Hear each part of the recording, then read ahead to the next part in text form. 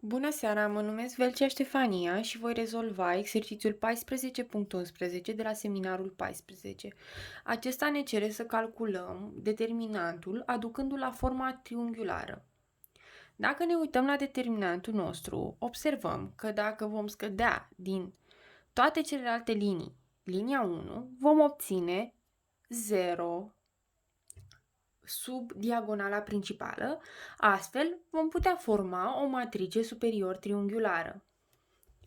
Deci, vom face linia 2 minus linia 1, linia 3 minus linia 1 și tot așa până la linia n minus linia 1.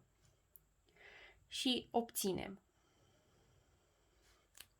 Prima linie rămâne neschimbată. 1, 1, 1 până la 1.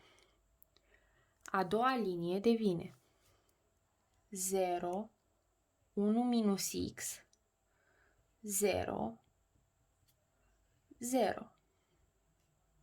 A treia linie devine 0, 0, 2 minus x, 0. Și tot așa. Ultima linie devine 0, 0, 0 până la n minus x.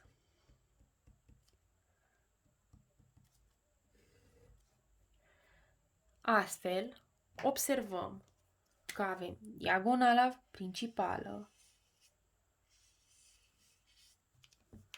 și sub aceasta avem doar 0. Deci, avem o formă superior triunghiulară. Deci, determinantul va fi egal cu produsul elementelor de pe diagonala principală.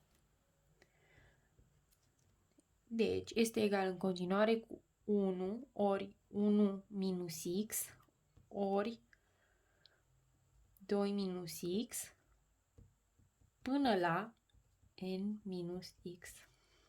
Adică este 1 minus x pe lângă 2 minus x până la n minus x.